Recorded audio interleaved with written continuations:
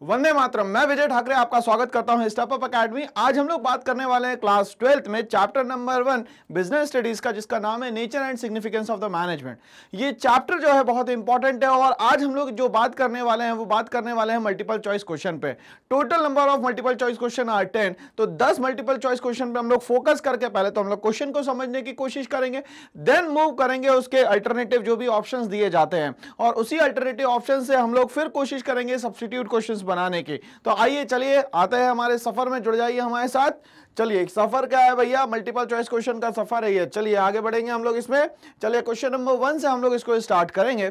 ये बोलता है व्हेन अ वर्कर अचीव्स, एक वर्कर जो है वो कुछ अचीव करता है अपना target production of 100 unit at a higher cost, he is dash. मैं इसको यहां पे ही इसको आगे क्या कर देता हूं भैया?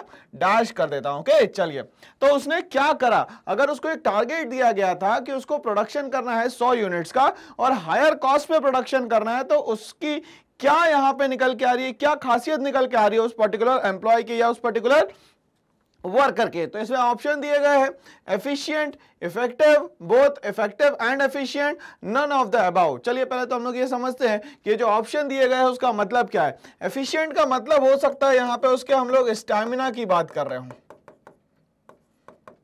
ठीक है, और या तो हम लोग यहां पे उसके स्किल की बात कर रहे हो, या हम लोग यहां पे उसके नॉलेज की बात कर रहे हो। ओके, अब यहां पे इफेक्टिव का मतलब क्या होता है? इफेक्टिव का मतलब यहां पे हुआ उसके गोल से रिलेटेड, उसके एम से रिलेटेड, ठीक है ना। तो यहां पे क्वेश्चन में जो पूछा गया है कि उसको जो टारगेट दिया गया था 100 यूनिट्स बनाने का और वो भी हायर कॉस्ट पे, क्या वो ये काम कर पाया? हाँ, काम तो कर पाया। तो उसकी कौन सी क्वालिटी जो है वो यहां पे शो होने वाली है? तो क्वालिटी एफिशिएंट होगी या इफेक्टिव होगी? तो यहां पे आंसर जो होना चाहिए वो होना चाहिए इफेक्टिव। क्यों? क्योंकि एक जो टास्क उसको पर्टिकुलर दिया गया था, उसका गोल या जो एम था वो पर्टिकुलर क्या था? इतना ही टारगेट आपको अचीव करना है। एफिशिएंट का मतलब यहां पे अगर हम लोग देखें तो यहां पे एफिशिएंट का मतलब हुआ कि यहां पे एक पर्टिकुलर नंबर ऑफ कंटेंट दिए गए हैं या नंबर ऑफ टारगेट्स दिए गए, बट यहां पे ऐसा नहीं है, सिर्फ एक टारगेट दिया गया है और उसने उसको उस पर्टिकुलर कॉस्ट पे क्या करा है? अचीव करा है। सो the answer is effective. Answer क्या होना चाहिए सर जी इसका? इफेक्टिव। आई होप सो कि फर्स्ट एमसीक्यू आप लोगों को समझ में आया होगा और आंसर इफेक्टिव क्यों है ये रीजन भी हम लोग को यहां पे समझ में आया होगा। चलिए क्वेश्चन नंबर 2 पे हम लोग जाते हैं। बोलता है management is always denoted by we. We का मतलब हम सब लोग। तो मैनेजमेंट क्या बताता है कि मैनेजमेंट पे कोई एक नहीं होता। मान लेते हैं ये सीईओ है, उसके नीचे मान लेते हैं ये 3 लोग हैं, इसके नीचे मान लेते हैं ये 3 9 लोग हैं, ठीक है। तो अब ऐसे करके तो ये डिवीजन होता चला जाएगा, बट यहां पे ओवरऑल देखा जाएगा तो कंपनी का नाम मान लेते हैं एक्सिस है, एक्सिस लिमिटेड कंपनी का नाम है। तो भाई सब किसके अंडर हेड में काम कर रहे हैं? किस अम्ब्रेला के अंडर में काम कर रहे हैं? एक्सिस लिमिटेड के अंडर में काम कर रहे हैं। तो ये सारे लोग जो है वो क्या कहलाएंगे यहां पे? वी, ना कि आई। मतलब मैं, मेरा यहां पे नहीं चलने वाला है, हम सब का यहां पे हम लोग क्योंकि एक टीम की तरह काम कर रहे हैं तो हमें टीम की तरह यहां बात करनी पड़ेगी। And not by I, because इसका रीजन क्या होगा? रीजन पूछा है। It is a process, it is a continuous process, और it is a group activity, और इट इज इंटेंजिबल। अब चलिए एक एक चीज को हम लोग समझते हैं कि हर मैनेजमेंट में एक प्रोसेस होता है जिसमें सभी लोगों को सबकी बात माननी पड़ती है। ऐसा हर जगह जरूरी नहीं है, ठीक है ना। चलिए अब हम लोग बात करें अगर गवर्नमेंट में,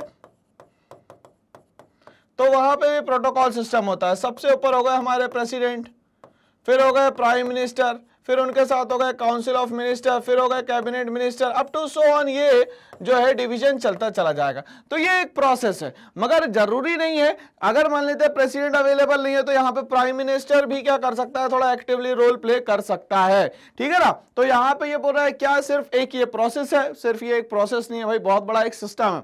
इट इज कंटिन्यूअस प्रोसेस। हाँ, मैनेजमेंट में चीजें कंटिन्यूअस होना तो जरूरी है, बिल्कुल सही बात है। तीसरा बोलता है it is a group activity. अब मैनेजमेंट का वर्ड का मतलब ही होता है कोई सिंगल इंडिविजुअल नहीं होगा। यहां पे जितने भी लोग होंगे वो एक से ज्यादा होंगे।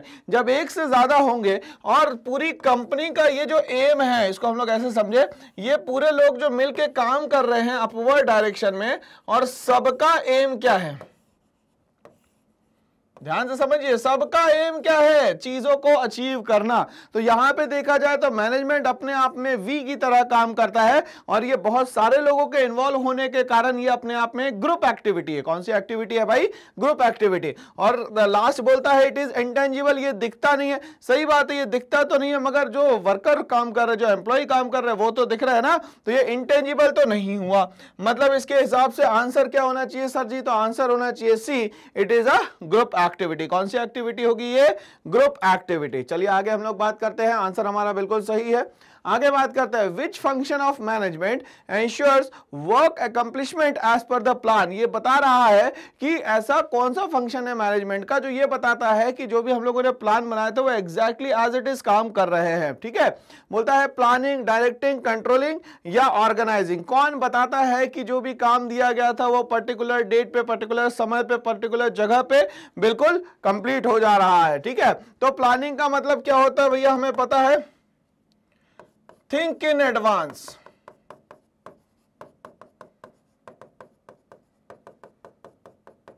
क्या थिंक इन एडवांस करना है सर जी? What to do in future.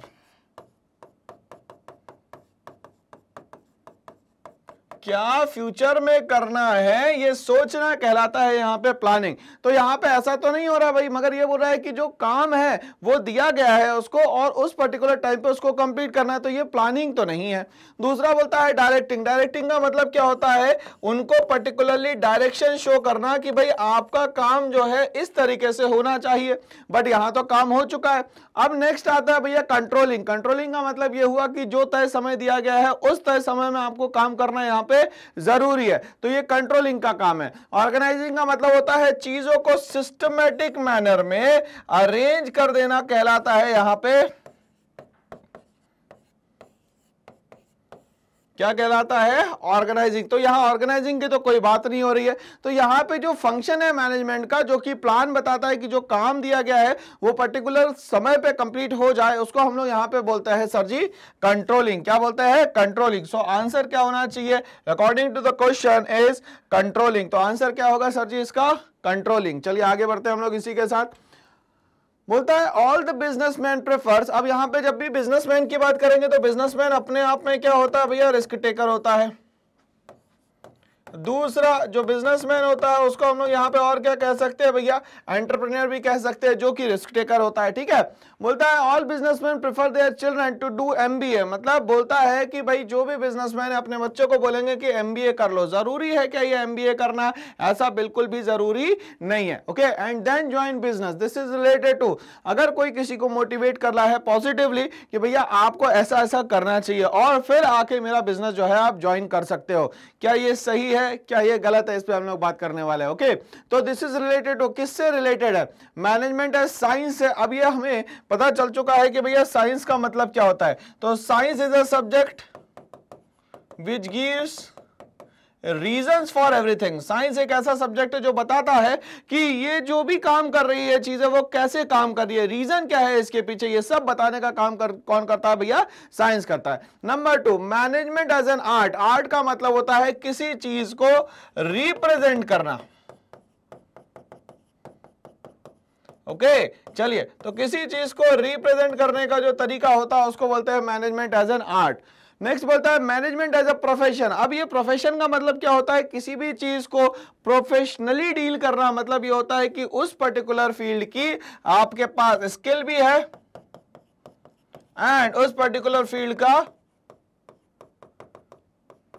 Knowledge भी है। ओके, चलिए आगे क्या बोलता है? Management as both science as well as art. Management जो है वो साइंस भी है और एज वेल एज आर्ट है। ठीक है, तो अब यहां पे क्या बोल रहा है कि भाई जब बिजनेस आप ज्वाइन करना, जब आपको चीजों में परफेक्शन आ जाए, मतलब आपको चीजें पता चल जाए। तो पता कब चलेगी? जब आप एक प्रोफेशन की तरह या तो आप प्रोफेशनल की तरह सोचना शुरू करेंगे, तब जाके ही आपको क्या होने वाली है, चीजें यहां क्लियर होने वाली। ओके, तो इसके हिसाब से आंसर क्या होना चाहिए भैया? इसके हिसाब से आंसर होना होना चाहिए मैनेजमेंट एज अ प्रोफेशन। क्या कहलाएगा? मैनेजमेंट एक प्रोफेशन कहलाएगा। चलिए आंसर देखते हैं भैया हम लोग इसी के साथ।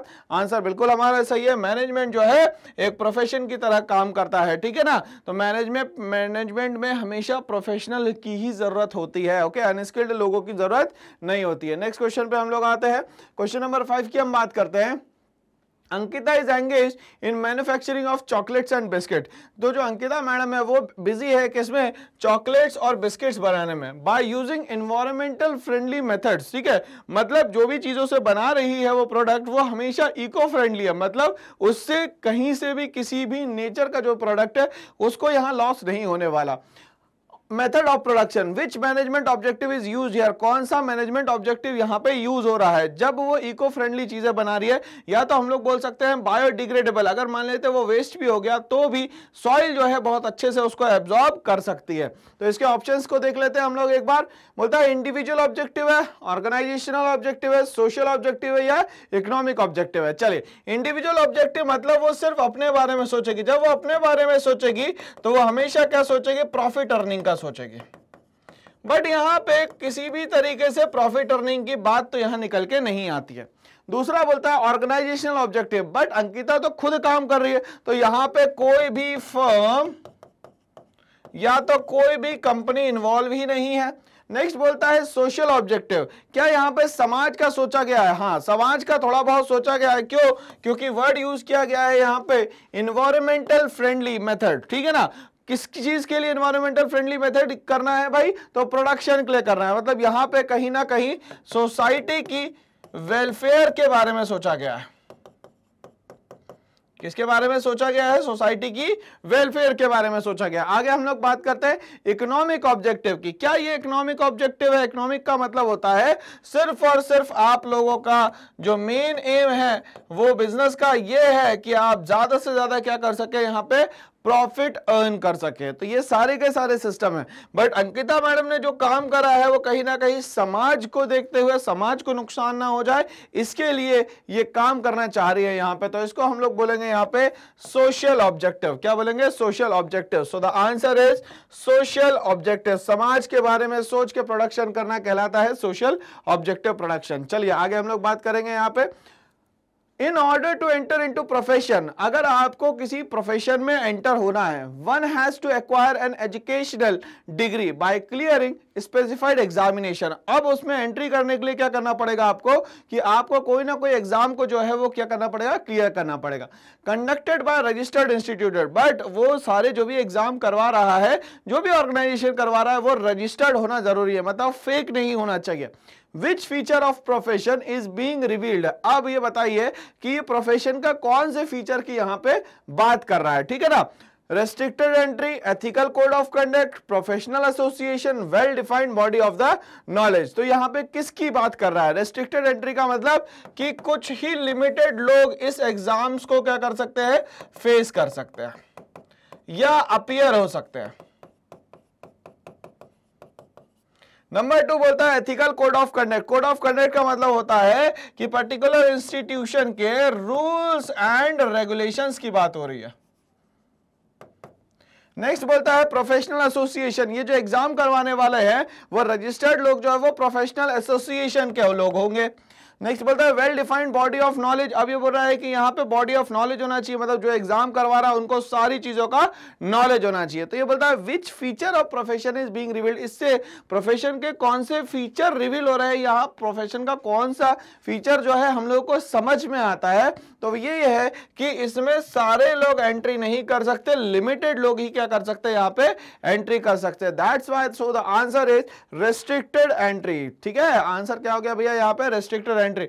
हर कोई इस पर्टिकुलर एग्जामिनेशन में अपीयर यहां पे नहीं हो सकता। चलिए आगे बढ़ते हैं हम लोग। यहां पे बोलता है it involves leading, influencing and motivating the employ. ये बोल रहा है कि इट इन्वॉल्व्स लीडिंग, लीड करना किसी भी टीम को। मतलब हम लोग ये कहते हैं कि राजा अच्छा तो सेना अपने आप अच्छी, क्योंकि लीडरशिप क्वालिटी बहुत जरूरी है मैनेजमेंट में। दूसरा बोलता है इन्फ्लुएंसिंग, लोग आपको देख के क्या करे भैया? सीखे यहाँ पे। मोटिवेटिंग, और लोगों को बोल बोल के अंदर से उनकी जो विल पावर है उसको यहाँ पे स्ट्रॉन्ग करना। The employees to perform the assigned task.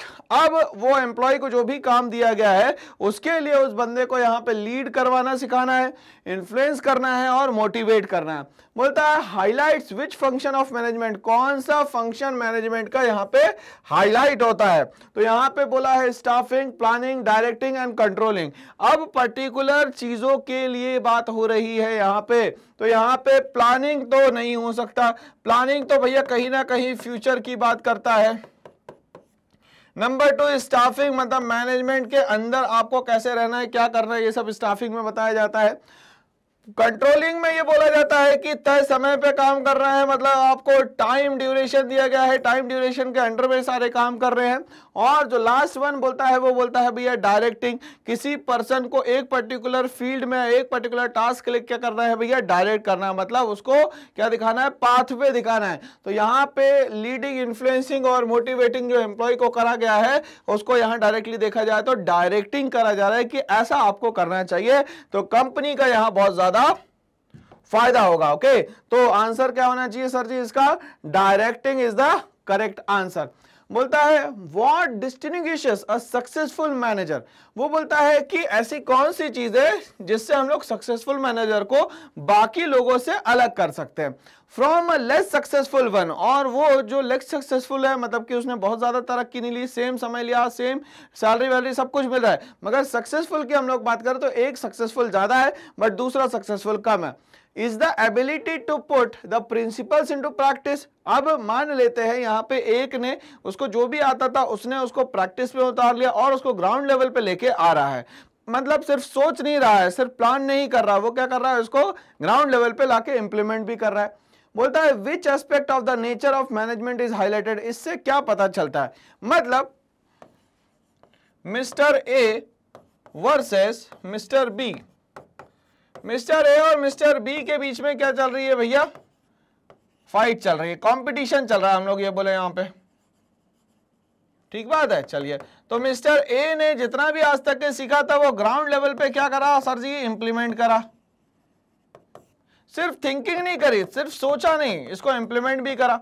और मिस्टर बी ने सब सोच लिया, वो आज तक के वो रिस्क ना ले पाए, तो अभी तक की उनकी एबिलिटी जो है और उसकी जो स्किल्स है वो ग्राउंड लेवल पे आई नहीं, तो लोगों को रिजल्ट यहाँ पे दिखेगा ही नहीं। तो अभी पूछता है कि मैनेजमेंट में इससे क्या समझ में आता है। ओके, तो मैनेजमेंट में क्या क्या समझ में आएगा, मैनेजमेंट क्या यहाँ पे साइंस है, साइंस तो भैया रिजल्ट ओरिएंटेड होता है, या तो हम लोग बोल सकते हैं यहाँ पे चीजों के लिए पर्टिकुलर क्या रीजंस है, ये साइंस की बातें होती है। नेक्स्ट बोलता है यहाँ पे मैनेजमेंट जो है अपने आप में एक आर्ट है, मतलब आपको जितना आता है, जितनी चीजें अच्छे से आती है उनको किस तरीके से आप रिप्रेजेंट करते हैं सबके सामने, उसको हम लोग बोलते हैं management. Management as a profession, क्या मैनेजमेंट प्रोफेशन है, बट पर्टिकुलर टास्क में या प्रोफेशनलिज्म की बात नहीं हो रही है, यहाँ पे उसकी स्किल और एबिलिटीज की बात हो रही है। बोला management is an intangible force, intangible मतलब दिखता नहीं है बट काम करता है, तो यहाँ पे क्योंकि लोगों का कंपैरिजन हो रहा है, that's why answer is management as an art. उसने मैनेजमेंट एज एन आर्ट का इस्तेमाल किया और अपने आप को दूसरों से कंपैरेटिवली क्या करा, सक्सेसफुल यहाँ पे शो किया। चलिए आगे बढ़ते हैं हम लोग, आंसर हमारा बिल्कुल सही है, 8 का भी आंसर हो गया। बोलता है which level of management is responsible for the welfare and survival of the organisation. अब बताइए ऐसा कौन सा लेवल ऑफ मैनेजमेंट है जो बताता है कि लोगों का यहाँ वेलफेयर भी हो रहा है और लोग यहाँ पे बहुत आसानी से सर्वाइव भी कर पा रहे हैं। Okay, top level of the management, middle level of the management, supervisory level या बोथ बी एंड सी। तो यहाँ पे ये बोल रहा है कि जो सोचे लोगों के लिए और उनके सर्वाइवल का भी सोचे, तो इसमें से क्या होना चाहिए, मिडिल लेवल तो कुछ नहीं कर सकता, वो तो बीच में पिस जाता है। सुपरवाइजरी लेवल भी क्या करेगा, अपने जो नीचे वर्कर्स है या जो लेबर्स है उन पे ध्यान देगा। और यहाँ पे टॉप लेवल मैनेजमेंट जो है वो डिसीजन लेगा कि लोगों के लिए अच्छा होना चाहिए, लोगों के जो भी एथिक्स है और प्रिंसिपल्स है उनको हर्ट नहीं करना है और हमें कंपनी के लिए काम भी करवाना है। तो ये सब चीजें किस में आती है सर जी, तो ये सब आती है top level of the management में। So the answer is top level management. चलिए आगे बढ़ते हैं हम लोग, क्वेश्चन नंबर 10 पे हम लोग आते हैं। क्वेश्चन नंबर 10 बुक क्या बोलता है, identify the dimension of characteristics of management. ये बोल रहा है कि जो मैनेजमेंट है उसके मल्टीपल डायरेक्शंस होते हैं, अलग अलग जगह अलग अलग तरीके से यहाँ पे काम करता है। कभी भी एक सेक्टर में या एक पर्टिकुलर फील्ड में मैनेजमेंट काम यहाँ नहीं करता है। Identify the dimension of the characteristics of management, it is multi dimensional. सही बात है, मैनेजमेंट मल्टीपल डायरेक्शन में काम करता है, मतलब हम लोग बात करें 360 डिग्री में काम करता है, which specify that the task of management is to make the strength of human resources. ये बोलता है कि मल्टी डायमेंशनल होने के साथ साथ मैनेजमेंट को जो भी टास्क दिया जाता है उसके लिए ह्यूमन बीइंग की जो स्ट्रेंथ है उसको क्या करता है, ये पुश करता है। Effective and their weakness irrelevant towards achieving the organisational objective, और उनकी जो भी ड्रॉबैक्स होते हैं या जो भी नेगेटिव पॉइंट्स होते हैं उन सब को क्या करता है, वो यहां से रिमूव करता है। ओके, तो यहां बोलता है कि ऐसा क्या सिस्टम होगा, तो बोलता है मैनेजमेंट ऑफ वर्क होगा, मैनेजमेंट ऑफ पीपल होगा, मैनेजमेंट ऑफ ऑपरेशन होगा, या मैनेजमेंट ऑफ गोल होगा। तो इस क्वेश्चन के हिसाब से यहां पे ये बोल रहा है कि जो भी नेगेटिव पॉइंट्स है उनको हटाया जाए और जितने भी पॉजिटिव पॉइंट्स है उनको क्या करा जाए, ऑप्ट किया जाए। तो यहां पे आंसर होना चाहिए sir ji management of people, लोगों का मैनेजमेंट करना बहुत जरूरी है। फॉर एग्जांपल यहां पे मान लेते ए जो कि प्लेयर है, उसका स्टैमिना बाकी लोगों से कंपैरेटिवली ज्यादा होगा, यह बात तय है। बट अगर मान लेते हैं बी को काम दे दिया जाए जिसके पास स्टैमिना नहीं है, तो यहां पे वो काम तो करेगा मगर उतने इफेक्टिवली नहीं करेगा जितना इफेक्टिवली क्या कर रहा है, कोई पीपल कर रहा है जिसको मैनेजमेंट ने क्या करा है भैया, रिक्रूट किया है। तो यहां पे लोगों की एफिशिएंसी की बात हो रही है, स्किल्स की बात हो रही है, तो जिसके पास ये स्किल होगी और नॉलेज होगा उसी पर्टिकुलर बंदे को ये काम दिया जाए ताकि हमारा जो गोल है कंपनी का वो तय समय में क्या हो सके, हम लोग उसको ले सके। Okay, so the answer is management of the people. Okay, चलिए इसी के साथ हमारा जो एमसीक्यू का एक सेशन था चैप्टर नंबर 1 का बिजनेस स्टडीज का वो खत्म होता है।